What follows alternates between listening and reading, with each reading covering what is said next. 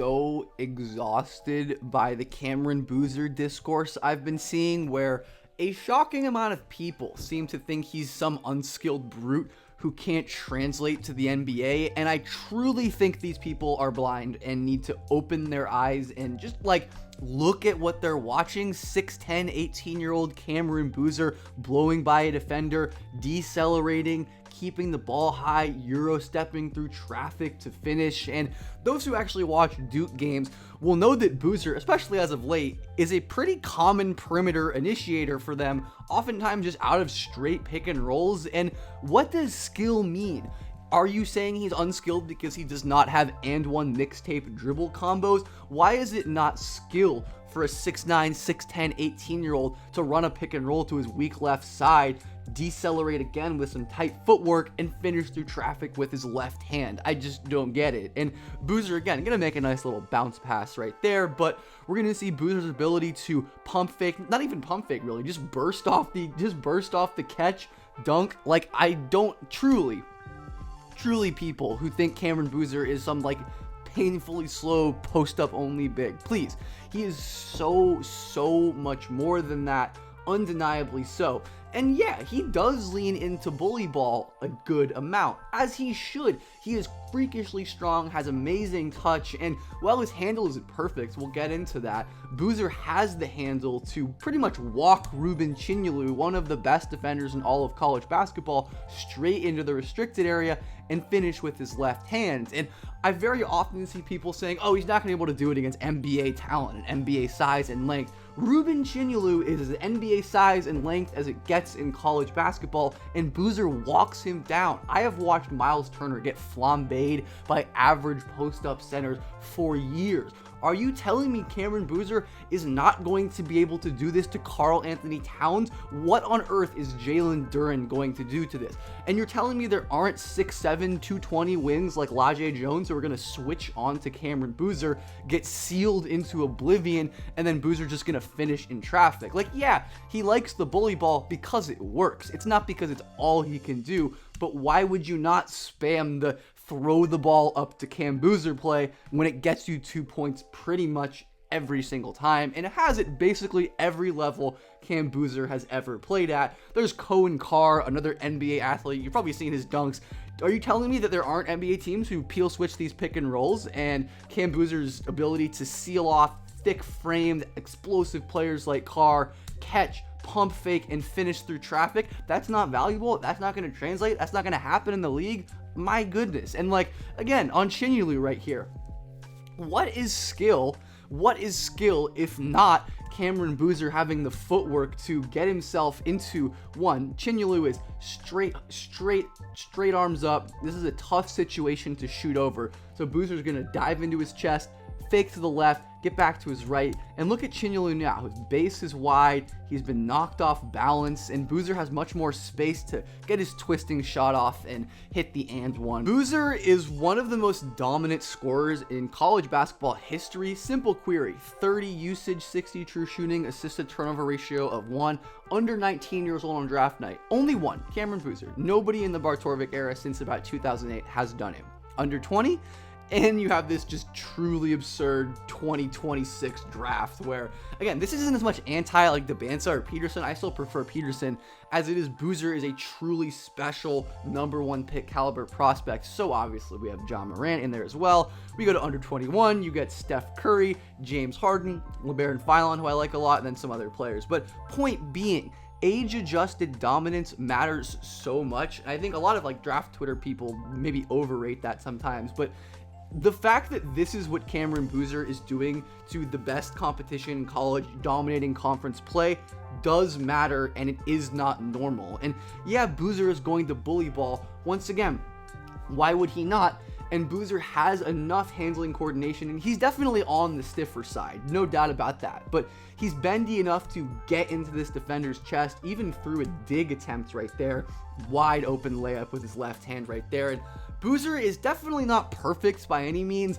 Sometimes the bully ball will get him in trouble, and I'm not even necessarily projecting Boozer as like an MVP level scorer at his peak. I'm probably a little lower on him, like some people on draft Twitter who think of him as like the clear 1.1 in this draft, where I'm still probably pro Peterson and stuff like this is why. But Boozer can definitely improve his handle. You can see he's like trying to turn his back here to get into a post up.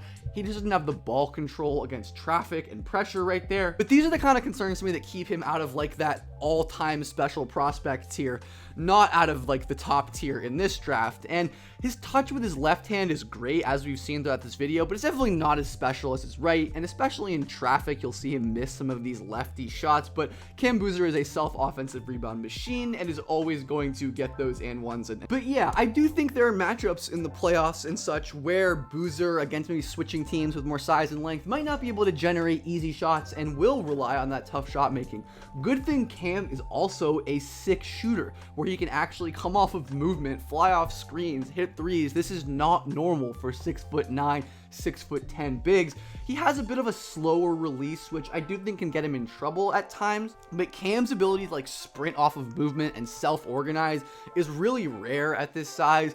He's obviously a very nice, just like basic catch and shooter as well. If you leave him open, he is going to punish you. And that also extends to his off the dribble stuff, where teams, when they like botch a switch or they're just playing soft coverage on Boozer, he is going to rip these pull-up threes. He's at 39% on both off dribble and catch and shoot threes this year, so it's incredibly efficient. Volume is solid, but you can't really go under and, you know, play Boozer like a non-shooter. He is going to take these shots, and I think that's, to me, is a great sign for future shooting progression. And again, we look at the numbers, 38% on 7.1 attempts per 100. That's solid volume. Free throw is nothing crazy, but solid. And I've seen some people like hemming and hawing about his lack of a mid-range game. He's only taken 24 far twos, but basically any level of scrutiny like disproves that worry pretty quickly. And Boozer has only made one mid-range jumper this year, and it was this nice step back to the elbow right there. But Duke doesn't take pull-up twos in general. That's just not what that's not what the John Scheyer offense does. It gets threes, it gets paint touches, it gets layups. It just doesn't take pull-up twos. But you're telling me Boozer can't face up, isolate, and hit leaners like this in the intermediate with the kind of touch he has? And all you have to do is go back to high school. The great thing about these players, right, is that they aren't born when they start playing college basketball. We have years and years of tape and data on a lot of these players, and Boozer, we have years and years of him being able to score in the mid-range with his touch. And you can see some of the issues, right? He's not the tightest handler in the world, and that's definitely getting punished a little bit more at the college level. But to say he doesn't have like the size, the feel, the strength, like, and again, there's over AJ DeBansa right there getting to his step back. Boozer did this all throughout his high school and AAU career. Got a switch onto him right there, and he's going to hit a nice, beautiful turnaround fadeaway right there. Like, the Duke offense just does not allow for those kind of shots, and that's why Cam Boozer isn't taking them. It is not an ability thing. Asa Newell right there, current Hawks rookie Cam Boozer easily separating and hitting a step back mid-range jumper over him. So I really don't think the mid-range scoring is an issue. But even, you know, in a world where Boozer isn't the most incredible scorer, he is an exceptional player. And I think feel for the game is always underrated in terms of projecting stars, even though I've been touting that for years and years and years, myself and many others. But Boozer, to me, it's underrated how special of a passer he is at this size. Basic passing numbers support this. 25% assist rate, 1 assist a turnover, less than 15 turnover rate, height above 6'9" or taller. There are 8 seasons in college basketball since 2008. Cam Boozer, Cooper Flagg, and then a bunch of randoms. Shout out Kobe Sanders, my GOAT, as well. But the film obviously concurs this. You'll often see Cam Boozer hit this skip pass. That's something he does very often because helpers will sink down on the interior pass because Cam Boozer is getting doubled all the time. But he has the high level vision to thread this bounce pass, even though, like, theoretically this shouldn't be open. There's a defender right there, but he knows that Malik Brown has the leverage advantage, and he has the vision and feel to make a play like that happen. And when he gets going on a nice little face up right here, like, you don't see Duke run a lot of these kinds of plays, but it's obviously not because Cam Boozer can't. He can totally hit a little stutter rip, get to the middle, elevate and make this decision in midair. It's kind of a hallmark of great passers these days to make these jump passes, and Boozer certainly passes that test. He's so fluid and quick, processing the floor off of a live dribble, and his instant processing, the way he reads the floor, makes it very hard to double him. This isn't bad defense at all by Texas. You have 23 here sprinting to kind of late double Boozer, and then you're gonna have Dalen Swain sinking down to take away the pass to Gongba. But the fact that, like, Boozer makes this pass and starts his animation, I guess, like before Swain even starts moving. It's over before it even starts, and I don't think that's because they played particularly bad defense. Boozer is also a pretty frequent pick and roll passing initiator, not the most accurate guy, and I think that definitely comes with his lack of like ball skills on the, like in terms of handling, where he can't like live dribble lefty pass. But that's a little, I think, unreasonable to expect, and he clearly has the vision to make these plays out of the pick and roll. And you'll see stuff like this when defenses go over on the pick and roll because they respect his jumper. Boozer can just take a beat and then lob it up to his big man for, like, he's like basically playing like a two guard here, running these secondary pick and rolls, and then he's threading a tight window pocket pass to Malik Brown that's going to end up creating an advantage. And Isaiah Evans, shout out to Isaiah Evans, by the way, who's awesome and having a great season and is a great prospect, getting downhill, being physical, scoring, and another jump pass right here. This is just not normal processing and feel and recognition for Boozer. Oftentimes, like, we'll just go up and score, and of course, this defender knows that, is going to close hard, and Boozer lays it down to Gongba, who can't finish that play. But he is not a normal passer. This pops all the time on the short roll as well, and the guard play on this Duke team isn't even that crazy. So it's not like Caleb Foster is drawing a ton of blitzes, right? Imagine this at the NBA level with, oh my God, I can only dream about this, him on the Pacers with Halliburton, getting to work in these advantage situations. Boozer's so good at putting the ball up near the rim, and he understands that these like layup and dunk attempts are the most valuable shots, and we can see him using the pump fake to clear space. He's just got every pass in his arsenal. And I think he is going to be the kind of player who just fits next to anyone. And that is so underrated. Obviously, he can score off of the roll as well. And that's part of what makes his short roll passing threat so dominant, right? But you can fit him next to anyone. You can run 0 plays for Cam Boozer, and he is going to eat on advantage extending, offensive rebounding, which he is so elite and we barely even talked about in this video. He's an awesome screener. He can shoot off of movement. Like, this is the kind of player who, honestly, I think if you stick Cam Boozer on a bad team, he's going to be a better floor raiser than you get credit for. But I think he's the kind of player who could elevate like a great offense to becoming really special. And the playmaking is part of why, it is a big part of why that's the case, right? You see him pump faking, has the vision to see Malik Brown cutting behind him, the accuracy to wrap it in, and one right there. And I accidentally had this jump pass in twice, I think, but it was a very nice pass, so I'm certainly not going to complain about watching it. I think handling improvement will really unlock Boozer's playmaking as well at the next level. As you can see, when he can dribble into post-ups, draw double teams, Boozer is also constantly getting double teamed at this level. And I honestly imagine, especially with how often teams like will switch stuff, and Boozer's going to, I just like can't fathom why people think this 6'9" behemoth 18-year-old is not going to get stronger and keep being strong at the next level. Like, it truly boggles my mind. And Boozer has the feel to make the most out of his gravity as an interior player. And again, we see the agility here. He kind of isn't even really like looking at the rim here. I kind of wish he'd look at the rim more on some of these plays. Actually, I don't know, it kind of looks like he's looking up at the rim, but has the burst to blow by JT Toppin, the balance and the body control to hang in the air and kick the ball out for a wide open 3. And of course, his teammates get a lot of these wide open 3s because Boozer is such a scoring threat, where I think the defensive concerns, though, are much more legit to me, where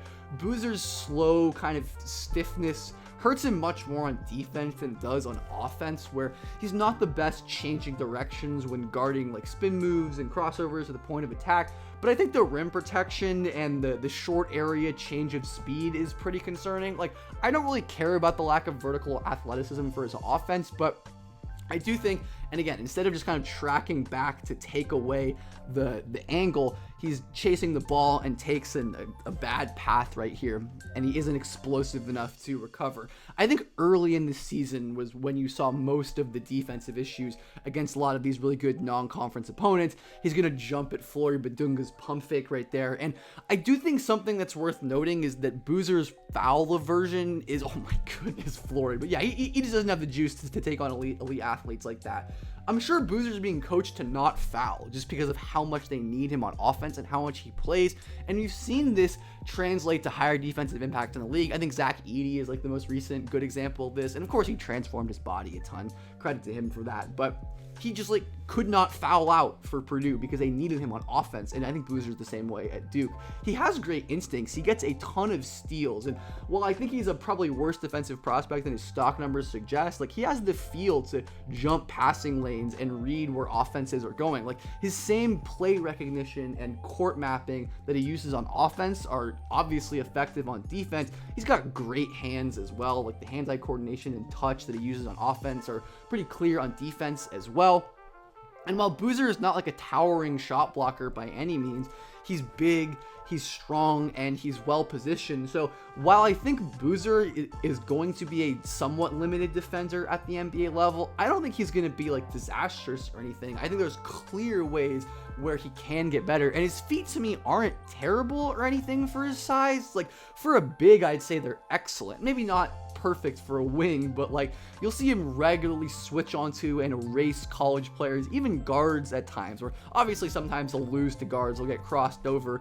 He isn't the quickest change in directions, but guys cannot beat him with strength. Like Boozer is just going to wall off players, and I could totally imagine a world where on the right team construction, you know, maybe next to him there's like a rim protecting 4 or 3 or something like that can kind of offset Boozer's lack of shot blocking. But you can definitely build a great defense around him, and it is literally the easiest thing in the entire world to build a great offense around Cameron Boozer.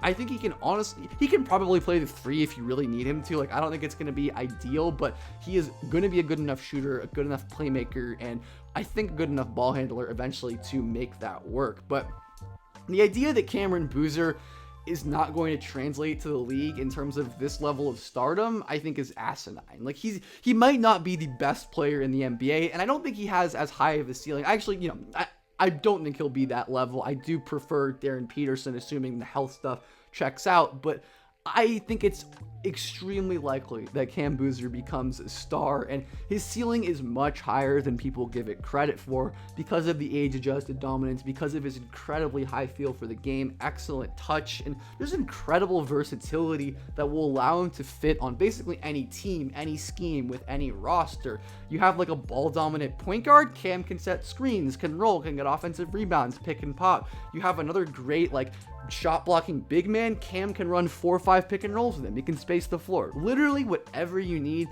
Cam Boozer can be that, and that is to me like almost as valuable a commodity as these true primaries, because there really are only like 5 or 6 true MVP, you know, championship level primaries in the league at any time. So why not get these elite ancillary players? And of course that's underselling Boozer, but anyways, I'm just ranting at this point.